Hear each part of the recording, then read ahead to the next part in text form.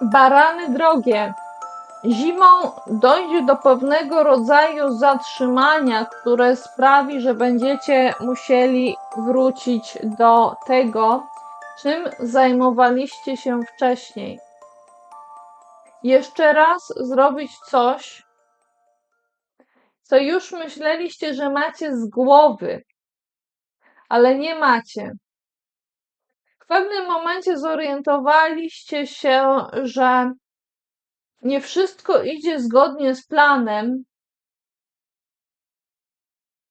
i już wiecie, że trzeba dokonać pewnego rodzaju powtórzenia, które nie będzie całkowitym powtórzeniem. Będzie jakąś wersją tego, co mieliście zrobić. Nie będzie dla was emocjonalnie komfortowe to, że musicie się wstrzymać i skupić na emocjach, ale tego możecie się spodziewać. Możecie się spodziewać, że będziecie czuli, że musicie jakby wejść do wielkiej bali, wejść do emocji, w których się zanurzycie i będziecie próbowali oblewać się płynami ze wszystkich stron, wlewać je w siebie, jak ta postać tutaj zanurzona w wodzie, która jeszcze herbatkę nawet trzyma. Czeka was również spotkanie z kimś, kto jest pełen emocji i te emocje są bardziej wzburzone, niż może się wydawać, gdy patrzymy na tę osobę z zewnątrz. Bo jak patrzymy na tę osobę z zewnątrz, to ta osoba wydaje się być całkowicie łagodna, w pewnym sensie nawet urocza, taka miękka. Ktoś tu może spokojnie popijać herbatkę, ale to nie znaczy, że nie macie do czynienia z osobą, która posiada królewską godność, bo to jest, moi drodzy, król kielichów. Król filiżanek, można powiedzieć. To może być mężczyzna, ale może to być również kobieta, która przejawia tego typu cechy królewskie, ale bardziej cechy króla niż partnerki królowej, która opiekuje się emocjami króla, na przykład. To jest ktoś, kto ma silne emocje, silne uczucia, które mogą poruszać.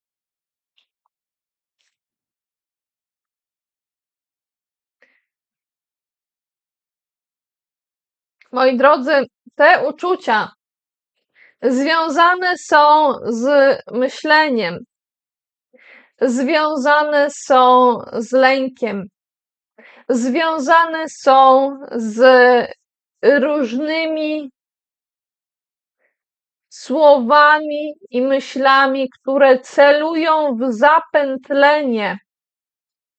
Kto, moi drodzy, się zapętlił i teraz wiele słów wskazuje na to, że doszło do zapętlenia. I ten rodzaj zapętlenia może sprawić, że ktoś poczuje się w jakimś sensie delikatny, jak narysowana różyczka na papierze i w pewnym sensie samotny, jakby w głowie się komuś kręciło i zakręcało coraz bardziej od tych różnych myśli, moi drodzy. Te różne obawy związane są z królem pentakli. Ale zanim do tego przejdę, o co chodzi z tym królem pentakli, to zaznaczę. W dziewiątce mieczy często mamy postać, która budzi się w nocy i nie może spać. Ale w tej karcie nie o to chodzi, że ktoś cierpi z powodu bezsenności, czy ma sen taki przerywany. Nie o to chodzi. To może w jakimś zakresie występować, ale nawet jeżeli będzie, to nie jest klucz tej sprawy. Tu chodzi o zapętlenie.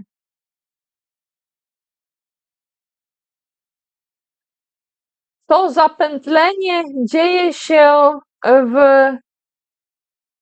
czasie, kiedy trwa dzień, nawet jeżeli jest to bardzo szary dzień, kiedy nie ma dużo światła, nie ma dużo słońca. I można odnieść wrażenie, że to zapętlenie jest jakby w próżni. Moi drodzy, król pentakli ma dobrą intuicję w kwestii tego zapętlenia. Jakby otwierało się trzecie oko i król pentakli, pomimo swojej gruboskórnej natury, potrafił dostrzec pewne powiązania związane z ludźmi i z materią. Moi drodzy, nagrywam drugi raz początek tej opowieści i dopytywałam, czym tak naprawdę jest szczególnie dobry ten król pentakli, o co chodzi z tym trzecim okiem, z tym talentem. I właśnie chodzi o to, że on jest w stanie rozpoznać pewne powiązania między podobnymi sobie ludźmi, różne emocjonalne powiązania, ale to jest ktoś, kto podchodzi do tych tematów twardo, konkretnie podchodzi do powiązań emocjonalnych, bo tutaj jest dwójka kielichów. Przyszło do mnie teraz takie sformułowanie jak nepotyzm, moi drodzy. W pewnym momencie w zimie te sprawy związane z lękiem wyjdą trochę bardziej jeszcze na pierwszy plan i staną się bardziej kluczowe. Jakbyśmy zepchnęli gdzieś te sprawy uczuciowe, jakby ten król kielichów postanowił przesunąć się w stronę króla pentakli i w tym momencie to zapętlenie staje się być najwyższą, najważniejszą sprawą na zimę, drogie barany. I moi drodzy, to zapętlenie stanie się kluczowe i właśnie z nim związany będzie brak, czy takie przysiedzenie, zasiedzenie królowej różdżek, królowej buław, moi drodzy. Królowa buław potrafi opiekować się w czynie, w działaniu. To nie jest ktoś, kto zbyt długo siedzi, choć może siedzieć na podłodze. To nie jest ktoś, kto potrzebuje szczególnego tronu, żeby czuć się taką królową, aktywną opiekunką, czy dbającą matką. Ale tu, tak jak mówię, tu jest dbanie poprzez działanie, opieka poprzez działanie. Tu nie chodzi tak bardzo o zarządzanie. Tym się zajmują zwykle królowie. nawet jeżeli są to kobiety królowie. Tu chodzi o pewien rodzaj wsparcia. Ale w zimie pewna królowa postanawia bardziej przysiąść ze swoim kociakiem, niż podejmować działania zmierzające do organizowania opieki. Ona w pewnym sensie może mieć talent do tego, żeby wyrażać się w sposób naturalny królowej różdżek, czyli właśnie poprzez to aktywne działanie, ale jakby w tym momencie nie miała możliwości wykrzesania z siebie płomienia. Pomimo że wokół jest mnóstwo światełek, wokół jest mnóstwo energii, ale jakby jej brakowało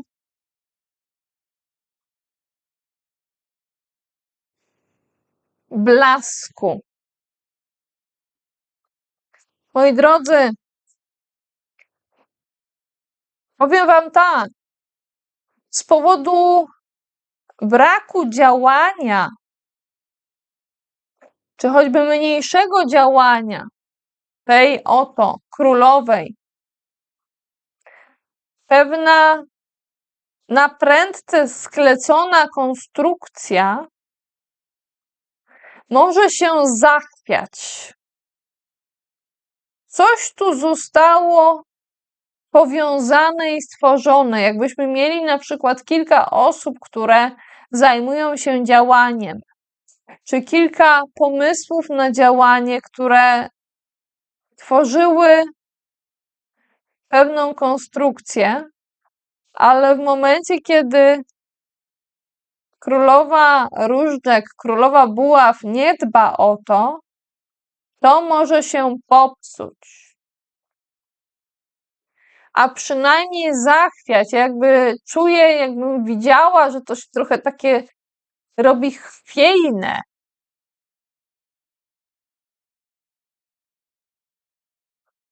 Moi drodzy, z jednej strony chwiejność, a tuż obok z drugiej 3 postacie, co najmniej 3 postacie kobiece. Kobiet, które są skierowane w tę samą stronę i patrzą w niebo, patrzą do góry, mówią: jesteśmy na tym samym wózku, na tym samym wielkim wozie jedziemy. W tym samym kierunku, w tę samą stronę spoglądamy i wspieramy się emocjonalnie. Nieważne jak wyglądamy, nieważne jakie mamy twarze, trzymamy się razem. Jesteśmy razem. Tu nie chodzi o wsparcie materialne. To są 3 kielichy. 3 emocje łączą się ze sobą. Tu chodzi o wsparcie emocjonalne. To nie jest zarządzanie materią. To nie jest pobudzanie do ruchu, do aktywności. To nie są dyskusje, to nie są plotki, to nie są intensywne rozmyślania. Nawet jeżeli te rozmyślania i to zapętlenie będą miały gdzieś nad głowami,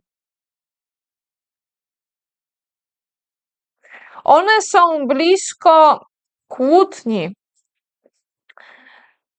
Kłótnie, które są jak pyrrusowe zwycięstwa. Trochę tak. Ktoś odniósł rany i odszedł co najmniej na jakąś odległość. Być może chce zachować dystans względem tej oto osoby, którą widzimy bliżej, osoby, która jest bliżej sporu i może nawet w pewnym sensie uosabia ten spór. Jakby to podejście bliżej jakiegoś tematu kończyło się sporem w momencie, kiedy ta postać ulega takim ciemnym podszeptom. Jakby taki diabełek na ramieniu doradzał w tej kłótni. To jest ktoś, kto nawet nie chce patrzeć na tego, kto odszedł. Moi drodzy, w piątce mieczy nie zawsze tak to wygląda. Powiem bardziej, inaczej. To wygląda w jakimś sensie bardziej, tak bym powiedziała. Mocniej to wygląda. Tu ta walka jest bardziej jakby wewnątrz, w umyśle i jest powiązana z tym lękiem, przynajmniej na początku, bo on na początku jest gdzieś tutaj nad głową. Potem sytuacja się zmienia, moi drodzy, i ten lęk jakby schodzi gdzieś na bok od kłótni, choć jest kluczowy cały czas. Schodzi na bok. I wówczas nad głową nasz uczestnik sporu piątki mieczy ma nad sobą króla kielichów i króla pentakli. Kogoś, kto jest twardy i gruboskórny i myśli o konkrecie. I kogoś, kto ma w sobie dużo emocji, które targają nim, a może i nią, mocno, nawet jeżeli nie jest się w stanie wyczytać tego z twarzy. Król pentakli był pewnym źródłem obaw od samego początku i był powiązany z lękiem. Ale król kielichów nie.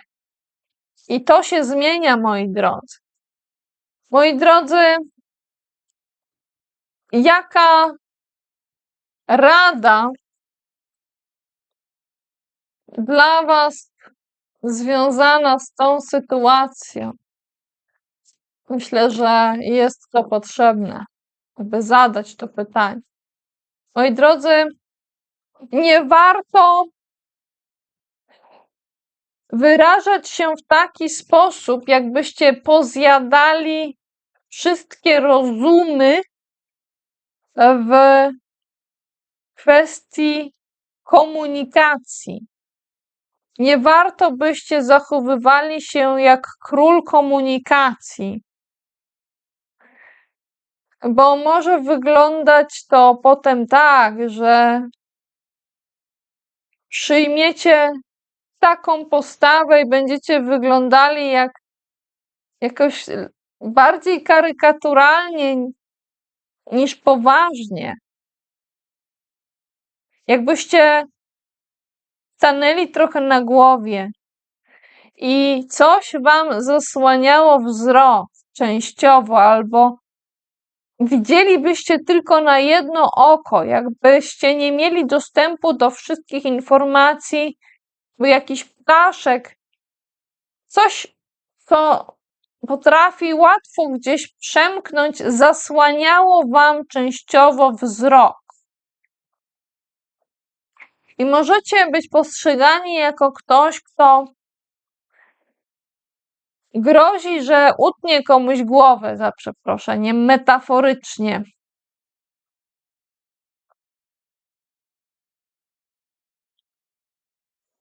Także nie wchodźcie w taką rolę. A jeżeli ktoś inny wszedłby w taką rolę,